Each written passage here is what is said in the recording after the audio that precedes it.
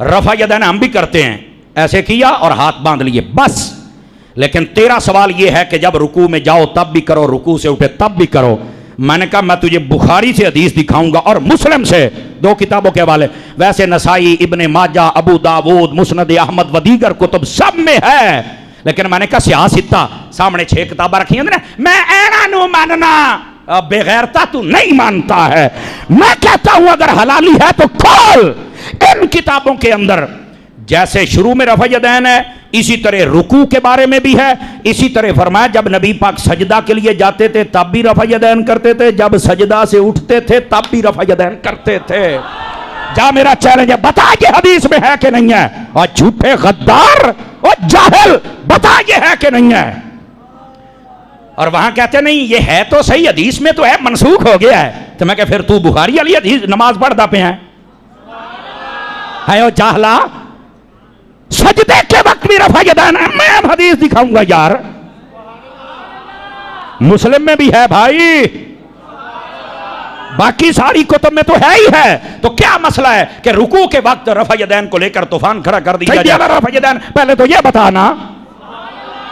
اور اگلی بات بھی سنو، کہتے ہیں جی یہ منسوخ ہو گیا ہے، میں نے کہا اے تو تینوں دسنا ہے، اور گندی شکل آ لیا، اے تینوں دسنا ہے، اگر سجدے کے درمیان رفع یدین ہاتھ اٹھانا اگر منسوخ ہے، ہماری دلیل یہ ہے کہ جو رکوع کے وقت اٹھایا جاتا ہے وہ بھی منع ہے۔ تو جب بھی آپ کو سنن نسائی کے اندر کوئی ایشو آئے تو سنن نسائی الکبریٰ کھولیں، اس کی سند میں جو الفاظ لکھے ہوں گے وہ صحیح الفاظ ہوں گے۔ البتہ صحابہ کرام سے سجدوں کے درمیان رفع الیدین کرنا ثابت ہے، لہٰذا ہم اس کو جائز سمجھتے ہیں۔ میں خود بھی کر لیتا ہوں، ہاتھ چھوڑ کے بھی نماز پڑھ لیتا ہوں۔ ابن زبیر کا المصنف ابن ابی شیبہ میں موجود ہے، ہاتھ چھوڑ کے نماز پڑھتے تھے۔ تو سجدوں کے رفع الیدین پہ جز جو رفع الیدین امام بخاری کی کتاب ہے، اور میں نے اپنے پمفلٹ پہ بھی اس کا ریفرنس لکھا ہے 105 نمبر، کہ انس ابن مالک دونوں سجدوں کے درمیان بھی رفع الیدین کرتے تھے۔ اگرچہ امام بخاری نے اس کے ساتھ لکھا ہے کہ اس سے زیادہ بہتر عمل وہ ہے جو نبی علیہ السلام سے مرفوعاً ثابت ہے۔ انہوں نے اس عمل کو غلط نہیں کہا، امام بخاری نے اس کو جائز سمجھا ہے، لیکن امام بخاری کا موقف یہ تھا کہ سجدوں میں رفع الیدین نہ کرنا بہتر ہے، سنت طریقہ وہ ہے۔ ہمارے نزدیک یہ ہے کہ جب کوئی صحابی بھی عمل کر دینا اور دوسرا صحابی مخالفت نہ کرے تو وہ بھی سنت مانی جائے گی۔ تو سجدوں میں رفع الیدین اگر کوئی کر لیتا ہے تو بالکل جائز ہے۔ تو امام بخاری نے لکھا کہ سجدوں میں رفع الیدین انس ابن مالک کرتے تھے، اور ساتھ انہوں نے لکھ دیا کہ اس سے بہتر یہ ہے کہ نہ کیا جائے، کیونکہ اکثر روایات نہ کرنے کی ہیں۔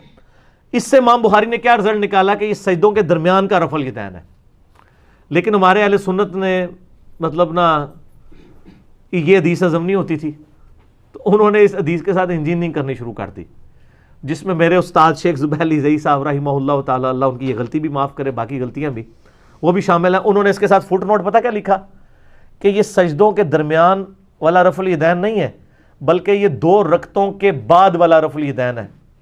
اور انہوں نے کہا یہ جو الفاظ ہے نا سجدتین، بین السجدتین، تو سجدتین سے مراد ہے رکعتین۔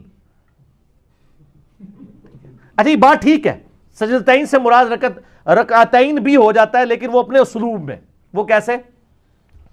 امام ترمذی جو ابو حمید سعدی کی 10 صحابہ والی حدیث لے کے آئے نا، اس میں الفاظ ہیں کہ اذا قام من السجدتین، جب نبی صلی اللہ علیہ وآلہ وسلم سجدتین سے کھڑے ہوتے تھے، یعنی 2 رکعتیں پڑھ کے، تو تیسری رکعت کا آغاز بھی رفع الیدین سے کرتے تھے۔ تو وہ تو الفاظ ہے اذا قام من السجدتین، 2 سجدوں سے، سجدتین 2 رکعتوں سے، سجدہ کا مطلب، پھر امام ترمذی ساتھ کمنٹس کیے یہاں سجدتین سے مراد رکعتین ہے، یہ عرب میں دونوں طرح یہ بولا جاتا ہے، لیکن سر امام بخاری نے یہ نہیں لکھا، انہوں نے لکھا ہے بین السجدتین، اذا قام من السجدتین نہیں ہے، اور بینا کہتے ہیں بٹوین۔ اچھا، اور اگر یہ کہیں کہ بٹوین سے مراد ہے 2 رکعتوں سے کھڑا ہو کے وہ بٹوین اتنا لمبا کہانی کرائیں، تو سر امام بخاری نے ساتھ اس کا چور دروازہ بند کر دیا۔ امام بخاری نے اس کے ساتھ لکھا ہے لیکن نبی علیہ السلام کا عمل افضل ہے، وہ زیادہ ثابت ہے کہ سجدوں کے درمیان رفع الیدین نہ کیا جائے۔ تو اگر آپ یہ مانیں گے تو پھر 2 رکعتوں کے بعد والا رفع الیدین بھی ختم ہو جائے گا، کیونکہ اگر آپ وہ سجدتین کو رکعتین مانیں گے، اور امام بخاری صحیح بخاری میں باقاعدہ باب باندھ رہے ہیں 2 رکعتوں سے کھڑے ہوتے وقت، جب کھڑے ہوں تو تیسری رکعت رفع الیدین سے شروع کرنا۔ تو کہانی جو ہے نا وہ پکڑی جاتی ہے. یہ کہانی تھی, لیکن شیخ زبیر صاحب کے شاگرد ہی ہیں ایک غلام مصطفیٰ ظہیر حافظہ اللہ تعالی من الجنت والناس. انہوں نے 2011 کی بات ہے, 10-11 کی, میں ان کو ایک دفعہ ملنے کے لیے گیا ان کے گھر. تو ان دنوں وہ نیا انہوں نے رسالہ نکالا تھا ضرب حق کے نام سے نا, قافلہ حق نکلتا تھا الیاس گمن صاحب کا دیوبندیوں کا, اس کے جواب میں انہوں نے نکالا ضرب حق, دونوں سرگودے سے نکلتے تھے. تو اس کا پہلا یا دوسرا رسالہ تھا, تو وہ پرنٹ ہوا ہوا نا ان کے سامنے پڑا ہوا, اور اس میں انہوں نے سجدوں کے درمیان رفع الیدین کے مسئلے کو ڈسکس کیا ہوا. تو بڑے پریشان بیٹھے ہوئے. تو میں نے کہا شیخ صاحب کیوں پریشان ہے؟ کہتے ہیں یار یہ مجھ سے ایک جملہ غلط لکھا گیا ہے اس میں, اب لیکن پرنٹ ہو چکا ہے. میں نے کہا کیا ہم نے یہ لکھ دیا اس میں کہ یہ حضرت انس ابن مالک کا ذاتی عمل تھا. تو کہنے لگے یار یہ تو ہمیں نہیں لکھنا چاہیے, صحابہ سے اگر کوئی عمل ثابت ہو ہمیں ان کے ذاتی عمل کا مطلب ہے ہم ان کے عمل پہ نہیں چلیں گے, تو یہ سلف کا منہج نہیں ہے. صحابہ سے اگر کوئی چیز ثابت ہوتی ہے تو ہمیں یہ الفاظ نہیں لکھنے چاہیے تھے. اور میں اس میں ان کو سلام پیش کرتا ہوں, واقعی ہم بھی یہ کہتے ہیں. اکثر لوگ کہہ دیتے ہیں یہ صحابی کا عمل ہے, کون سا نبی علیہ السلام کا ہے, اس طرح مذاق نہیں ہونا. صحابہ اور اہل بیت ہی تو ذریعہ دین سمجھنے کا. اور اسی دن میں نے ان کو مکتبۃ الشاملہ بھی انسٹال کر کے دیا تھا ان کے کمپیوٹر پہ. پہلی دفعہ غلام مصطفیٰ ظہیر صاحب کو میں نے ہی مکتبۃ الشاملہ سکھایا بھی تھا اس کو استعمال کیسے کرتے ہیں. الحمدللہ یہ صدقہ جاریہ بھی اللہ تعالیٰ نے ہمارے کھاتے میں ڈالا. تو اس طرح کے یعنی معاملات ہو جاتے ہیں. آخر میں آپ کو اس پہ ایک لطیفہ سنا دیتے ہیں.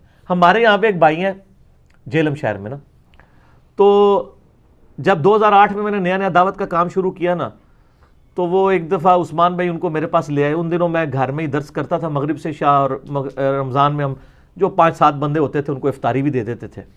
اس وقت یہ فتنہ عالمی نہیں تھا, اچھا ایک لوکلائز تھا. تو وہ فیصل بھائی کو ایک دفعہ عثمان بھائی لے آئے, تو وہ سن لگے یار بڑا فتنہ کھڑا کیا ہوا ہے تم نے, اور یہ میں نے کہا یار تم ہماری بات تو سنو, ہم کیا کہہ رہے ہیں. وہ جی نماز تم لوگ جو ہے وہ اس طرح کرتے ہو. تو میں نے کہا یہ یار بریلویوں کی بخاری مسلم پڑھ لو, دیکھ لو اس میں اس طرح لکھا ہوا ہے کہ نہیں. اچھا اس کو میں نے پڑھایا تو اس نے ہمارے ساتھ مغرب کی نماز رفع الیدین کے ساتھ پڑھی. اتنی سلیم الفطرت روحیں بھی ہوتی ہیں کہ جن کو زیادہ کہانیاں نہیں کرانی پڑتی, ٹھیک ہے. اور انہی لوگوں سے مولویوں کو ڈر رہتا ہے کہ کہیں یہ ادھر نہ چلے جائیں, اس لیے کہتے ہیں علی کو سننا ہی نہیں ہے, کیونکہ ان کو پتا ہے کہ اس طرح کی روحیں بھی دنیا میں ہے. اچھا وہ شروع کر دیا, وہ واپس گیا نا جب, تو وہ ہنگامہ کھڑا ہو گیا جی اے تے گیا سی سمجھانتے تے آپ گمراہ ہو گیا آ گیا. اچھا تو وہ اس کو نا ایک اپنے مولوی کے پاس لے گئے.